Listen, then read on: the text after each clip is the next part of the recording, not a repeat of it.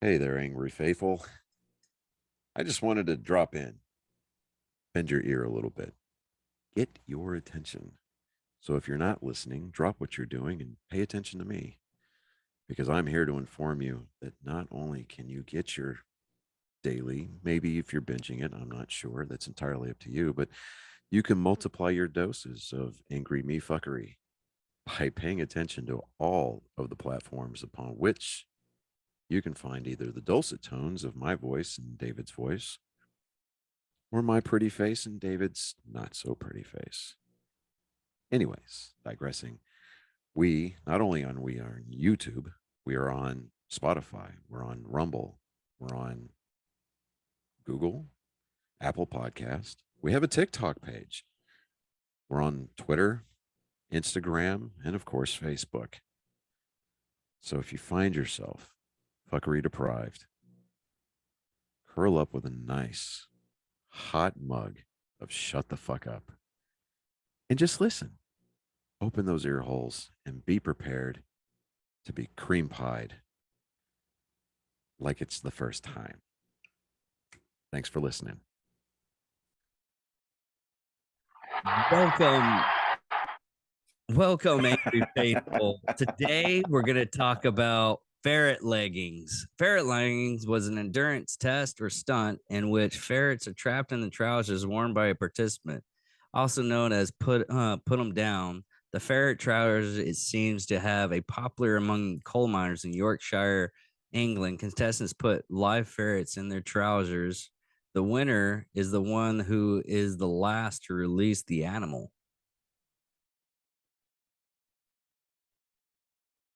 Yeah, you heard that right, Johnny. There we go. The stuff I find on the internet. This is awesome. So we willingly shove ferrets Yeah. in our pants, Yes. and the winner is the last one to take them off. Mm-hmm. That's how it goes, man.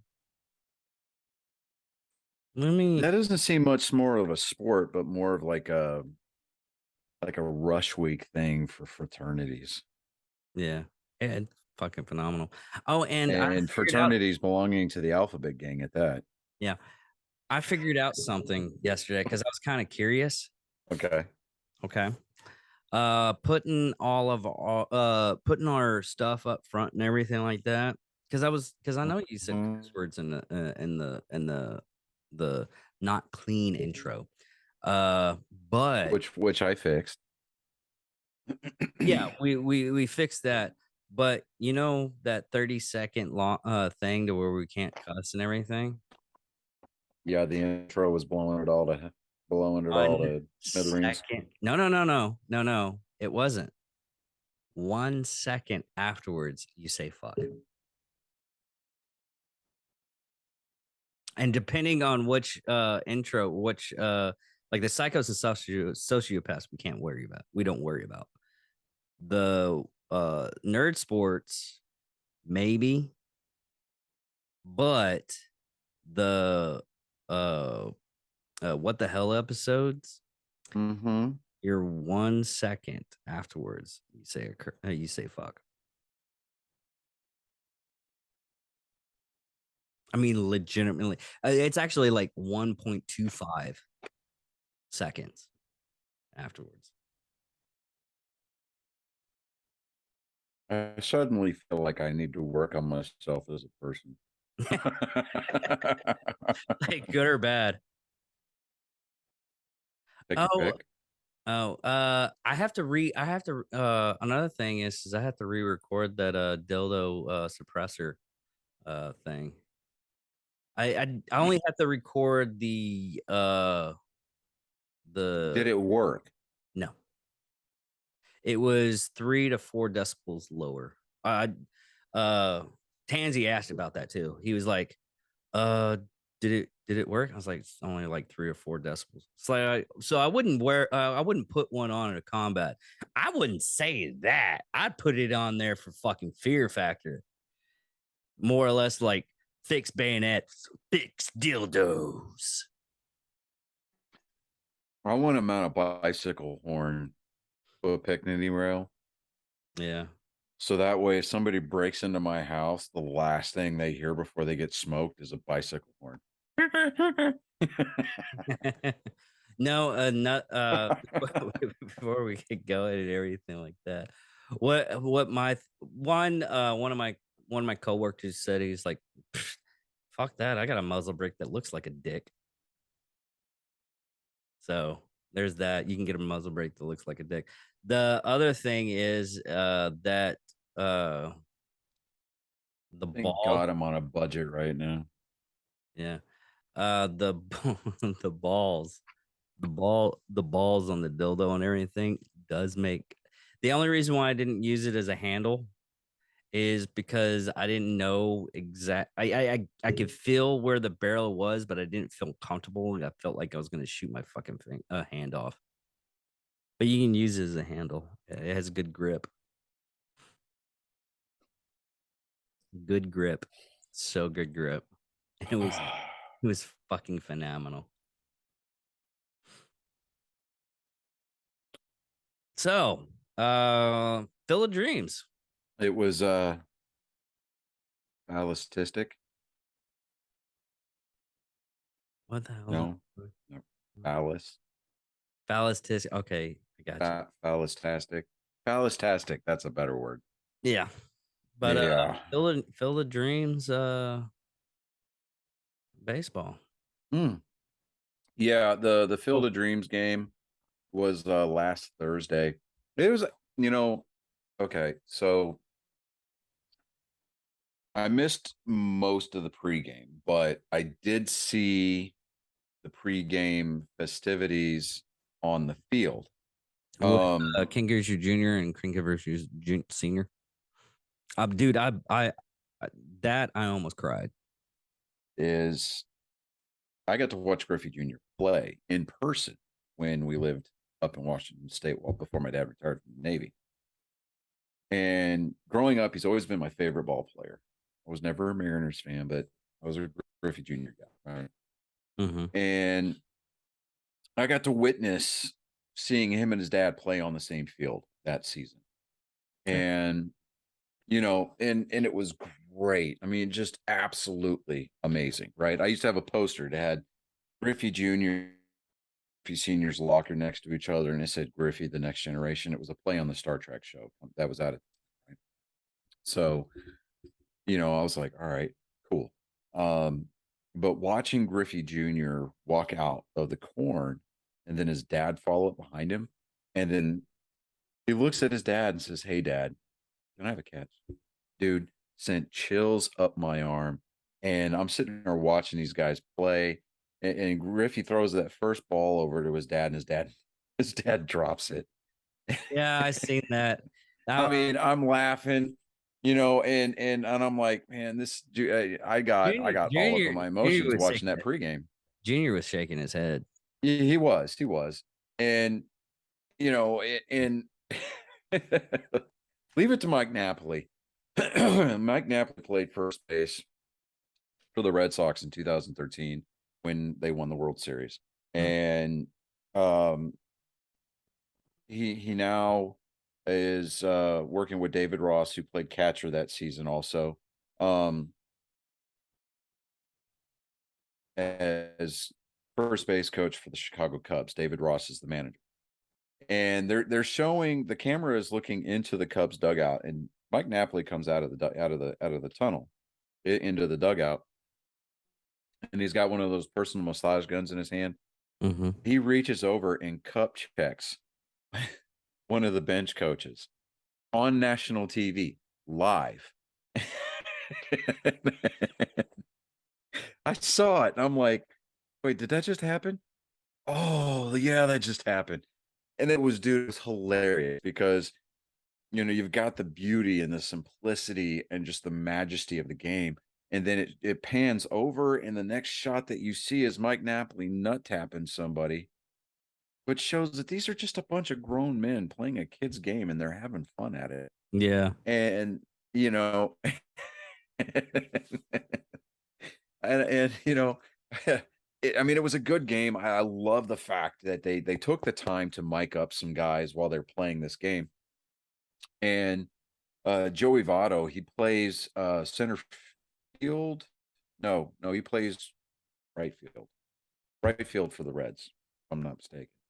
Um, they were talking to him during the game, and he was talking about how he wore out the family's VHS copy of the Field of Dreams at home when he was growing up because it just inspired him to be a ball player. And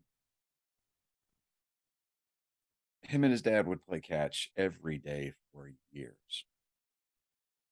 And his dad, a few months ago, passed away from cancer. And he says, I'm out here on this field longing to play catch with my dad out here. And I'm out here actually on this field playing this game.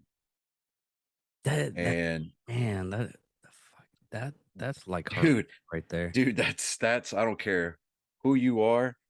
There is no ninjas in the room. I'm straight up crying, right? 'Cause I'm just like, I'm thinking about like my dad, thinking about my boys, and just wanting to go there specifically just to do that. And you know, eh, yeah, they won't have the game next year because of construction, but they're going to resume it in 2024. Mhm. But I'm just like, man, that's amazing. I want to be able to do that. And I mean, even if we don't stay there, like at actually at the field per day, because I mean, let's face it, that's a $3,700 weekend right there, not counting airfare, and then food and transportation to and from the airport. So, to take everybody that I want to take to that field, we're probably looking at closer to 10 grand, um, just for a weekend, just to say, hey, put your ball gloves in your bags and let's go. Um, but I mean, but it would make for one hell of a road trip. And I don't know. It's part of the romanticism of the game. Uh, just the magic that it holds. And it's just that when they're talking to Joey Votto, and I'm just like, you know what, it's just that's it right there. That's what this game is about. And at the root of it all, it's about family and the memories that you can make through the game and the game itself. And the fact that Ted Williams nailed it correctly when he said that baseball is a perfect game. We're just blessed as individuals because we get to watch imperfect men play it. And I just I can't I could go on and on and on and on and on. And you and I have done that off camera at nauseum, for Mhm. that, specifically on that subject. But If it I wasn't for mean, for the fact, crying out loud, I have got Fenway Park in my wedding band. I So, know. it's kind of a, it's just that. But as far as current baseball news, there's a lot of things people are not happy with. I mean, the Yankees dropped 2 out of 3 with a recent series over the weekend at Fenway Park. Um, it's not that the Red Sox suddenly got that much better. It's the fact that just the Yankees offense is struggling and the pitching staff is falling apart. And it's almost like kind of like they peaked too soon. I mean, they're scratching and clawing. They're trying to figure out ways to get hot again. I mean, we're talking 10 losses in their last 12 games. Okay. And anybody who plays for New York, it doesn't matter what team from New York you play for, whether it be the Yankees, the Giants, any of their basketball teams, their hockey team, the Mets, it doesn't matter. If you play in the New York media market, you are going to get lambasted if you're not putting together wins. And it's it's kind of laughable um when we look at what is happening, you know. Hmm. It's everybody kind of, nobody at the beginning of the season, nobody expected the Yankees to come out of the gates firing the way that they did. But at the same time, as soon as they started winning games the way that they were, everybody was ready just to hand them the division, hand them the league pennant, and then just coronate them with their 28th World Series championship. But Is every team that has had success early on in the season has been the unfortunate recipient of a lot of that. And you start getting right around the trade deadline. Sometimes it's before, most of the times it's after. Um, it's not. I mean, especially they made this huge deal. Um,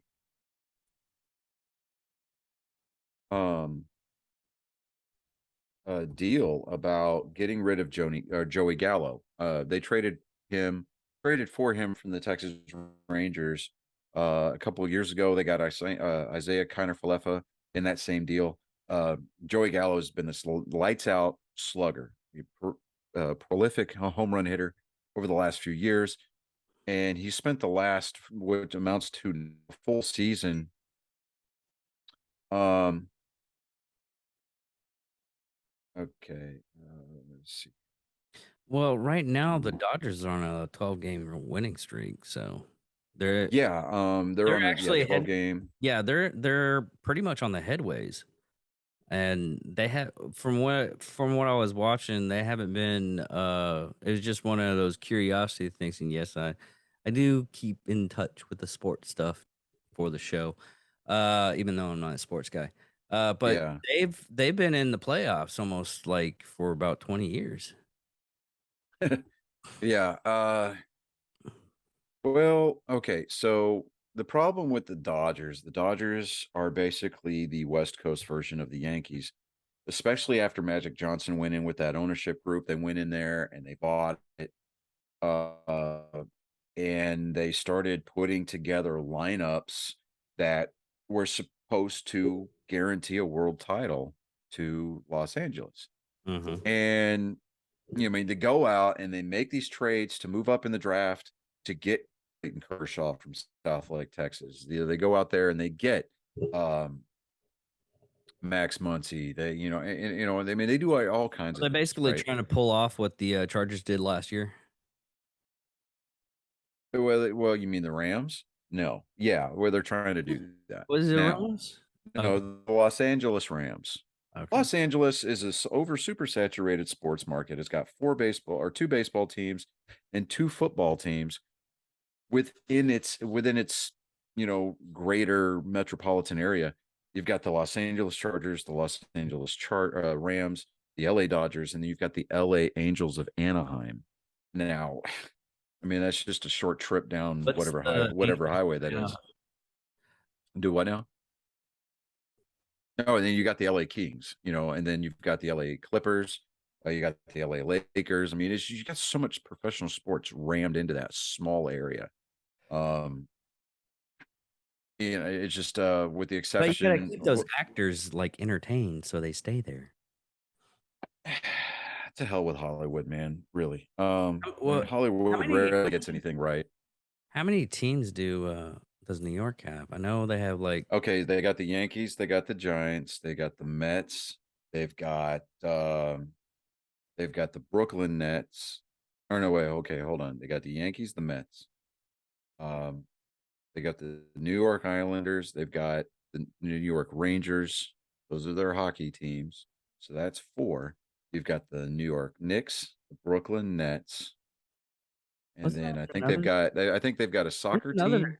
there's another New York. Oh, and the New York Jets. So Isn't there like a you're looking at 9 professional sports organizations just in the New York area. there's two isn't there like two hockey teams in New York? Yeah, the Islanders and the Rangers. I counted them. What's the what did Wayne Gretzky play for? Wayne Gretzky played for the New York or for the LA Kings. Oh, okay. Well, in the majority of his career, he played for the Kings.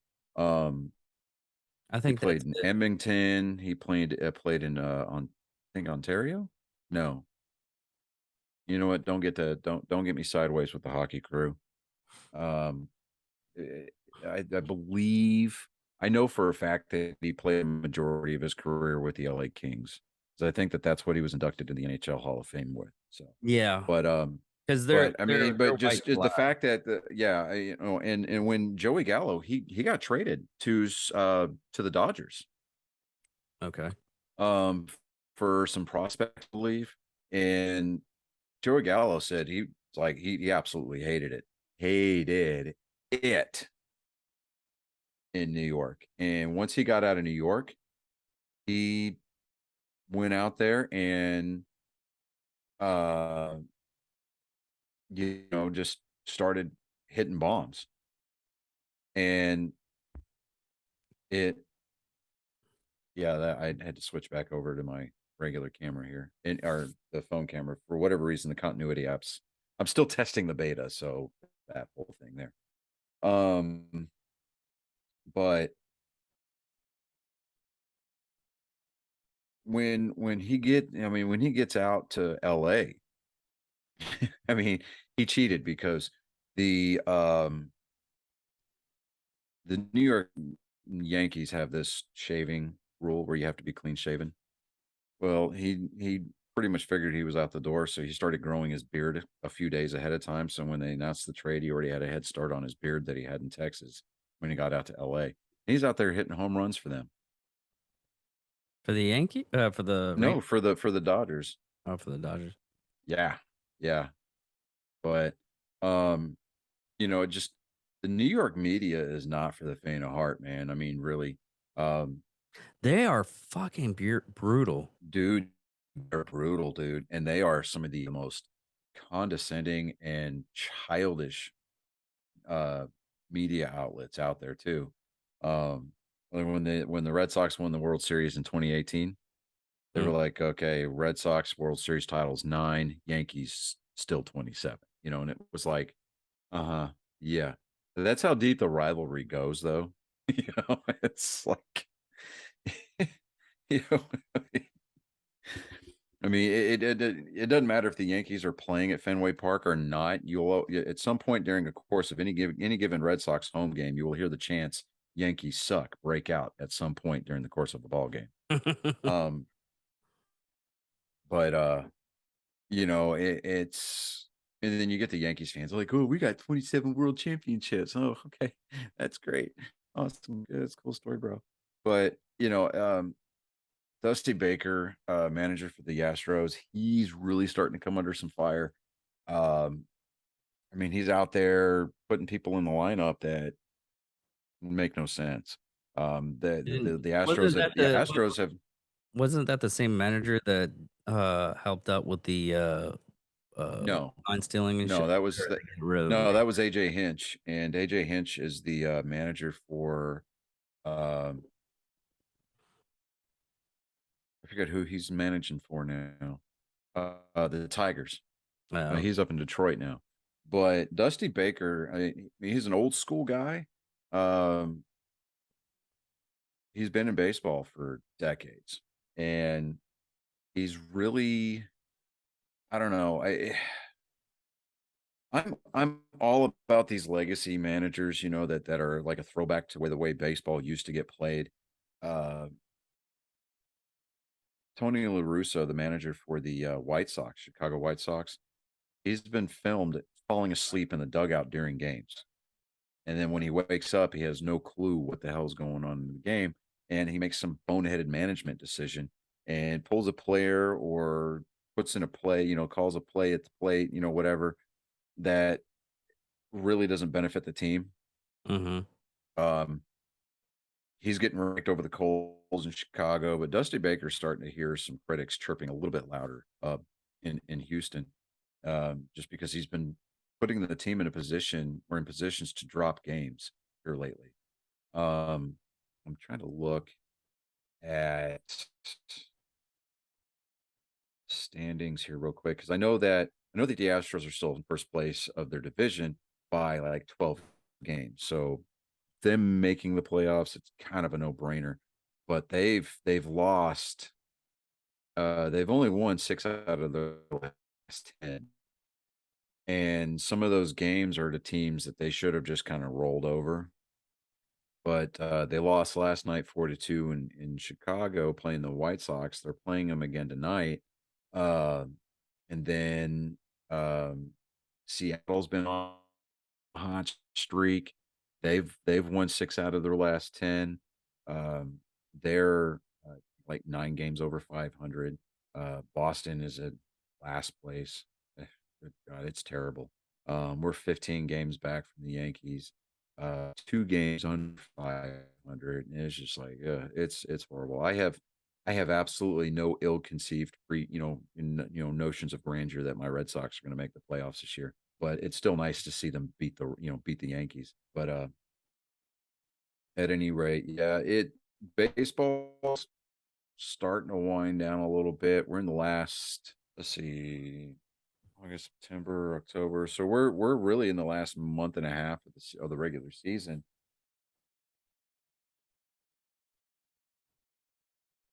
So we're in the last month and a half of the regular season, and then we're going to start seeing with this expanded playoff format that Robert Manclown decided to introduce, where he opened it up to 12 teams, taking the wild card spot from from 2 teams to opening up to 3, and then eliminating the elimination play-in game, which is essentially game 163. And it's almost to the point. And he's even been quoted as saying he would love to see every team get into the playoffs. And it's like, then what's the point of having a regular season? Yeah. I hate that You fucking know, I hate you're, that fucking if you're mentality going to of, dilute, if you're going to dilute the playoff field to the point where everybody gets in, what is the point of having standings in the first place? What's the point yeah. of playing 162 games over the course of 6 months? You know, it's a grind. It's always been a grind. It's been a grind for decades. Leave it alone and quit trashing the game. And you want to introduce pitch clocks? Fine. You want to speed the game up? That's great because it prevents guys from stepping out of the box for too long. It prevents pitchers from, toeing the rubber and just playing with their glove in between pitches and taking 20 minutes. That's fine. If you want to, you know, I really don't agree with the idea of a robotic strike zone, but I think that the umpires behind the plate calling those balls and strikes need to be held more accountable. I like the fact that replay has kind of evolved into what it has. This year they've introduced microphones on the crew chief for the umpiring crews, and they call or they get on their microphone and they explain to the crowd what would happen. It's almost like the NFL where the referees are down on the field and Yeah. he's telling, after Why further review kind of a thing. I like that because did they just start tells the doing crew, that? it tells the crowd exactly what's going on. Why did they just start doing that? What they should have done that a long time ago. Because they started doing that like A in the lot of that 90s has with the got to do with the NFL. CBA, the collective bargaining agreement with the players union. You're going to have a lot of these guys that are just like, um, well, it's I think a lot of it, I would say the technology hasn't been there, but like with the NFL, the instant replay used to be at that stadium. And you had the camera angles from the TV and you had the camera angles that were there at the stadium there for that. Now, when they started sending everything to New York for both the NFL and the MLB, there are cameras all over these stadiums looking at every conceivable angle. They've got a camera that looks over the top of home plate. They got one that is buried in the field that looks at home plate. They've got the bags, the bases are mic'd up. They've got cameras in them. They've got cameras around them. And they're all set down into the field so where we can see these different camera angles and they can break it down frame by frame to see if the ball is in the net of the glove before the player's foot hits the base or vice versa, kind of a thing. And I think it's just it's had to evolve. And with the replay, I get it. I like it. I think we need to keep that. I think that it needs to be tweaked a little bit as far as like what's included in instant replay or challenges as far as non-challengeable plays. Um, I think that definitely for sure, if we were to have if we'd had instant replay in baseball a few years ago, um, uh, that pitcher Galarragas, I think his last name was, pitched for Detroit. Jim Joyce blew what should have been the final out of that perfect game. He called the runner safe when he was clearly out. I mean, he admitted the next day he said, I kicked the shit out of that call, and he apologized. And then the next day, in a very, very huge show of class, the pitcher from the day prior, the one who had perfect game taken away from him, presented the lineup card to that umpire the next day before the game, and they hugged. And he was just like, "Look, man, it happens. It's whatever." And so I mean that we should have had that perfect game back. Now, do I think that instant replay in baseball needs to be retroactive? Absolutely not. And it's not because I'm a Red Sox fan and there's games out there that might have gone the other way, because those games are already final, and you can't overturn the results of that game. Yeah. Because you don't know, okay, if you take a run off the board, well, okay, that's going to put it into extra innings. What are you just going to knock that one as a tie? And then how are you going to figure out the way that the standings are supposed to, fall? How are those going to be amended? And if it had to come to like, okay, you got a tie, and now you got two teams tied for the last playoff spot, what are you going to have those guys come out of retirement just to play that game to figure out who was going to eventually go on and maybe win the World Series? That'll be No. fucking hilarious. Especially if one has like oxygen thing, they're like pulling around that big fucking canister and everything. That would be fucked off, mind you. But I'd still watch You'd that. get old timers out there with arthritis in their hands, and we're talking knuckles as big as our nose, on a hover around scooter. They're in there hitting off a tee. But Yeah, I know, right? no, let's see here. Football news. Zach Wilson, the Jets quarterback, he's already gone for the year. Yeah, I was reading that. I was gonna get there's He blew his thing there. meniscus. He underwent surgery. Their offensive tackle, what was his name? Beckham. What is his first name? Mackay Beckham or Beckton. He was placed on the injured reserve list.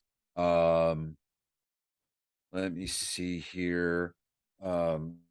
Something a little bit local for you. Let me see here. I'm looking. NFC East. The Cowboys haven't cut anybody yet. Nope, you got the wrong. Well, at least not this past week. Nope, you got that wrong, sir. No, Cowboys, I'm looking on the NFL page right now. I'm looking at the sports. Cowboys make 5 cuts, including spring FA signing to get down to 85 players. Okay, so this was yesterday. So okay, This is All on. right. Yeah, Cowboys.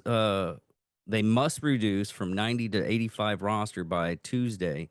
Well, then because if you scroll down further to where the Cowboys are listed, they don't have any. They've got a bullet point, but there's no names attached to that. But They haven't. Yeah, they have to cut people, but they haven't done it yet. They have. Now, I don't know if this is they do have indicative. names, though. They Well, have. I'm sure they do. Of people that need to be cut, or people that they would like to see cut, or people that they think should get cut. But at least as of this week, they have not officially cut anybody from their roster yet. Well, from what they're saying is the team must cut down to 81 players.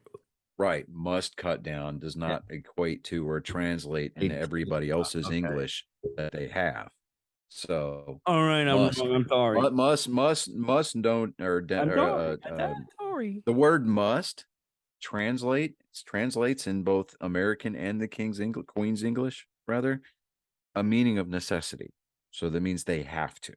So you would beat a all that person. aside, You would beat a dead horse, wouldn't you? I mean, I told you I was wrong, and I'm sorry, and you just kept on hitting me with your words.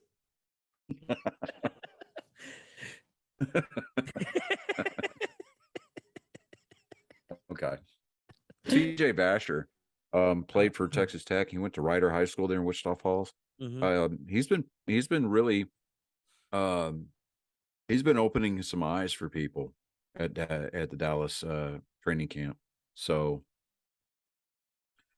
we'll see what happens, man. I'd like to see somebody from Wichita Falls area represent you know, wearing the Cowboy star, but we'll see what happens, man. The big story this week out of the NFL wasn't on the field. It was in the homes of fans, specifically season ticket holders.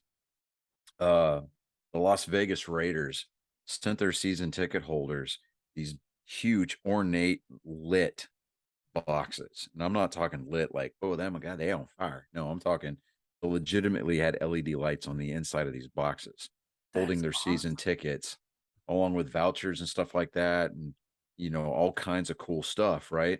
How much does season tickets cost? I haven't even looked at it because I know that I don't make that kind of money. But um, How I much is mean, I would, Cowboy? I would venture to maybe get Houston Texan tickets, but that doesn't make me a Texans fan. It's just, if I wanted to consume football on that kind of a level where, I would go drive the 40 minutes into Houston to go to NRG, half the season, then yeah, sure. But nah, I don't know. I really don't think I, I as it is, you know, uh, I'm going to try to get tickets to take my wife and my sister-in-law to AT&T Stadium in December to watch the Texans play the Cowboys. Try being the operative word there, but I don't know. Let me see here. I don't see any names out here that really kind of jump out at me. I'm scrolling through these cut lists already, and I'm not really all that impressed um with the names. Well, I say impressed. It's more like I'm kind of taken aback. Uh, so I'm scrolling through. I don't see any names Okay, that jump I just out got at me. I just got the price. It's $1,628 for upper level seats. Nope. Nope. What? Mm-mm. Nope. I'm not paying that. Oh, Nope. And okay. that's for a nosebleed seat. Yeah. Mm-mm. Nope. That's all the games. How many games are there? Mm, well, it's not the number of games they play, it's how many games they play at home. That's what you're buying tickets for. Yeah. Um, But football news has really kind of been ho hum this week. So we'll well, we'll see what happens next week. NASCAR news. Kevin Harvick has won. We had this huge drought of this huge winless streak. I think it was stretching back like almost a season and a half, almost a full 2 seasons, and then he's reeled off 2 victories in a row. Next week they're going to a road course, Watkins Glen, and that's where Chase Elliott won his first race. He's already heavily favored to win that race going into it next Sunday. Um, they're going to have like 10 international drivers making their cup debut on Sunday at Watkins Glen because you've got all these NASCAR teams that are fielding an extra car or they're pulling their regular driver to put what they call as a road course ringer into it. And we're talking Indy, Formula One drivers are coming over. Um, you got road course specialists that do things like Le Mans, those endurance races. yeah. Um, they're fielding 10, and that is the most in NASCAR history, where 10 international drivers have come over. Um, and something that's got a lot of people's feathers ruffled, mine kind of included a little bit. Um, right now you've got Chevy, Ford, and Toyota as the three manufacturers in Cup right now in NASCAR. Honda has been fielding a Cup car, and it's got a lot of people. They're like, "What? Why? Why? You gonna further dilute it?" I mean, it's just there's when Dodge left, and it brought the number of manufacturers back down to three. The sport kind of settled down because you had a lot of people that were coming in and they were like running a one car or a two-car team. And these one car teams, they were called start and parkers. So what they would do is they would come in, they would start the race, run a few laps, and then pull it into the garage and park it and collect a paycheck. And it really was kind of damaging the sport. And the like Dodge and even Ford to an extent, and some Chevy teams, they were they were coming in and they were setting down they were setting down these low price entry points or low price points for team owners to come in. And it was really kind of like you started to see that haves and have nots line a little bit more clearly defined. Mm-hmm. Especially the teams that had manufacturer support like Hendrick, um Roush,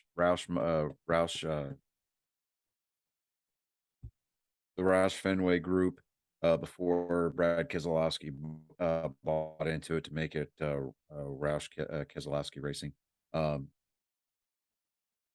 they had manufacturer support directly from Ford, directly from Chevrolet, and so they had the money to go out and test. They had the money to go out and tweak with the bodies, the chassis, and put them in the wind tunnels and do all the testing that they needed. And it really started to show because they were the ones that either Roush would win or Hendrick would win, or every once in a while you'd see Richard Childress Motorsports, or Richard Childress Racing rather. They would come in and they would win a race every once in a while.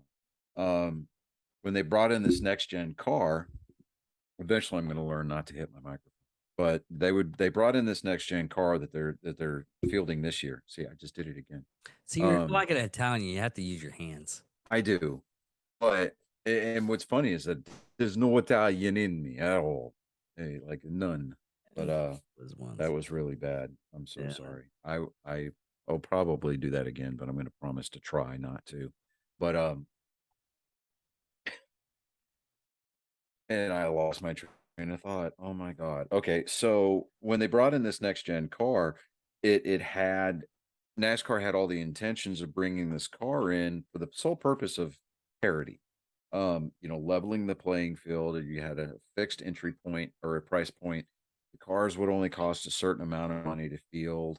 Um, Parts were supposed to be plentiful.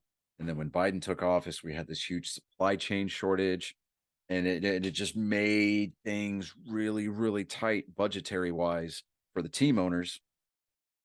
And and we talked about this a few weeks ago whenever I was listening to the Dale Jr. download. He had Denny Hamlin on, and he was talking about pricing, the cost to fix these cars after a race. And that carbon fiber underskirt that they've got underneath the cars, that's a $5,000 piece right there. And it has to be. And it has to be on the car. And there's only one place to get them. And they're not allowed by NASCAR to have like a carbon fiber guy manufacturer of those, because if you start manufacturing them in-house, there's going to be, the guys are going to spend money trying to figure out a way to make it lighter, to make it better, to to get an edge. And that then never happens. I bet there's a grunt in there. Dude, what was it? It said Dale Jr. actually had a show, one of his episodes, where he talked about cheating. And Dale Waltrip, one of the legends of the sport, he used to talk about back in the day when he used to run a car for Junior Johnson, that they would put in the frame of the car, they'd fill it with buckshot, lead shot, right? Okay. And there was a a switch that he could flip inside the car, and it would empty out onto the track behind it. It would make his car lighter. Better. Yeah. Okay. Okay. And they knew he was cheating. They just couldn't figure out how. And so they went all over this car. Never found anything. Well, Dale World Trip was on an episode. They did a live episode when the circuit was in Nashville. And he said they'd put my car up on jacks and they couldn't find where these lead shot were supposed to be coming out of. It was because we had put the tube to come out through the bottom of the jack stand. Yeah. So, because you got a jack peg that's Yeah, right yeah, in the yeah, middle yeah. of the chassis, and that's where they put the jack in, and it fits into this cup, right? Yeah. So when they put the jack up there, it covers up the hole where this lead shot was coming out. They never could figure it out. Years after the fact, it was like, okay, what are you going to do? Penalize me and take my championship away? No. So, they were That's- like, yeah, that's what we hilarious. used to do. That is freaking hilarious. But yeah, it's great. Brittany Griner's back in the news. She and her defense team are appealing the Russian court decision. Yeah, as soon as they got it done, they appealed it. Yeah, What's sad is this is what's gonna happen. Okay, I already know what's gonna happen because they couldn't do it until they wanted to prosecute her first. They wanted everybody to know that Russia has no goes for the justice. She did, yes, she did wrong. She brought in an illegal substance into Russia, but they wanted to make a statement, and afterwards they're going to do a trade. What's hurting, what literally for this trade is hurting her right now is her popularity. It's like, hey, she's yeah, popular now, so what we're going to do is we're going to go ahead and we're going to ask for more. And it's yeah. just messing up this trade so she can get back in the United States. Well, she already said that this coming season she was going to boycott the national anthem. She was going to stay in the locker room until it was done. I think she's got that covered already. But Oh yeah, I mean, yeah, totally. the former governor of New Mexico, Bill Richardson, he told ABC News Tuesday, I think, he said something about he's optimistic that they're going to bring Brittany Griner and Paul Whelan back from Russia through a prisoner exchange. Yeah. Now, It's why it matters is that he's also a former U.S. ambassador to the UN. He's been involved in negotiations with Americans before. Now, the DOD press secretary, John Kirby, I think his name is, last month, he said that the Biden administration asked Richardson to work to release Americans being wrongfully held in Russia. Like, well, here's the problem. Brittany Griner's not wrongfully being held. She legitimately broke a law. She was tried and convicted.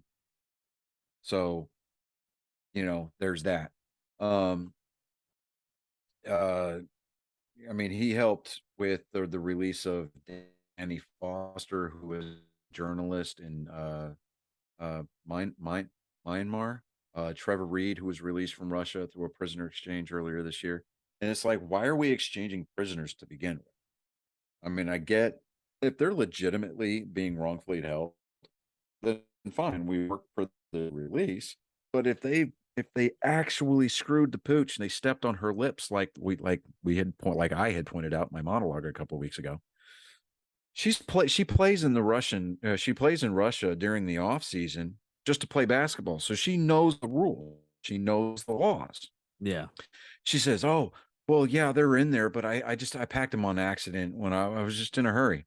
No, you thought you were going to be slick. You thought wrong. I mean, you played a stupid game. You win a very stupid prize. I mean, I hate the fact that you're having to. I mean, I hate the fact that you're having to be put in the gulag and then possibly fight demigorgons. But that you brought that on yourself, sister. See, I mean, or does she identify as a man? I don't know. No, she's a woman. Here's the thing, okay? This is my conspiracy theory on this one. Well, conspiracy on it. It's not a theory. Here's my thing on it. My thing on it is what I think happened last year when she came through, she probably just put that in there. And then the delegates going, okay, she's playing for us and everything like that. We'll let her pass. And then this year they're going to war with Ukraine. United States is selling stuff to Ukraine, not to Russia, and they're going this time we kind of don't want that. You're going to jail. That's what Yeah, I probably mean, happened. yeah, I mean, she probably got a wink and a hug from some customs agent coming in and out of Russia, but this time they were like, "Eh, no, he's got the day off. You deal with me, bitch." You know, Yeah, he I had mean, to say off. You deal with me, bitch. I mean, That's in fucking Mother Russia, prison go to you. But you know, she just needs to stop. I mean, honestly, if she wants to set a better example, I mean, because when she comes back, she's only going to fill a quarter of the seats for 2 weeks, and then everybody's going to forget that she's there. And the only people that are going to continue to praise her name is going to be ESPN, ABC, and that's not because they're owned by the same parent company, and these so liberal news outlets. so what you're saying is they're gonna get a disabled person that only has like uh I'm trying to think the quarter. He only has an arm and he's in a wheelchair. Watch the game. Is that No, this is quarter of playing a on person? the idea Because that's a that quarter of a person.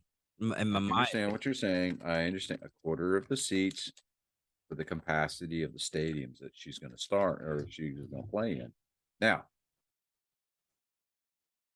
I mean, remember what the commissioner of the WNBA said is that we stand to lose hundreds of dollars, several hundreds of dollars. Like when I read that, What's I read that, I'm like, wait, is that a typo? I went back and read it again. I'm like, I know I'm not. I know I'm not dyslexic. That says He's several rubbing off hundreds of on me. I gotta dollars. stop. I gotta I'm stop. like, so I'm sitting there going, holy hell. That does say several hundreds of dollars. Oh man. You know, I mean, That was awesome. That was good. But we got to get Colin on here so he can do his well, of the week. so he's doing Meet the Teacher tonight. He did text me. Oh, okay. And okay, so we're gonna kind of do let's see if I can figure this out on the fly here. I can do a really good quick joke. No, I got one. I Okay. got one. He sent it. He sent it. He sent the joke that he wanted to do. Okay. All right, so I'm gonna do the intro. If it's not good, I'm gonna take over. Ladies and gentlemen, boys and girls, angry faithful of all ages, it's that time once again that you've all come to know and love. It's joke time with Colin. Now, filling in for Colin this week is his dad, me, the man, the myth, the legend, 230 pounds of twisted steel and sex appeal. Here's his joke of the week. Sex is like math. You add the bed, subtract the clothes, divide the legs, and pray you don't multiply. That's a good one. I think it helped because I gave it my best Mike Rowe delivery. There was one I saw. I think I sent it. Nobody looks at my fucking videos. But I told Cynthia the same thing. I sent her something and I was like, "Hey, you need to watch this to help you do your podcast and everything." And then like quiz her. I was like, "Did you figure that stuff out? What stuff? The video I sent you to help out your podcast, how to make it easier on you for your do Anchor and everything." She's like, "You sent me something? Okay, never mind." But no, teacher asked what is necromancy, and kid steps up. It's like it's open up in a cold one with the boys. It's necrophilia. Necrophilia. God damn it, I messed up that joke.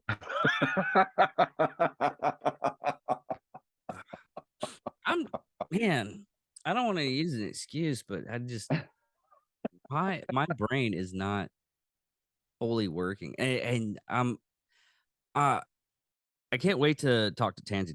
Tansy's really good. Have you watched? Necromancy would be the definition of necromancy would be you cast a spell and cracked open a warmed up one Yeah. or a reheated one. No, Paladin says raising kids is raising a family is hard. Necromancy going not if they're all together.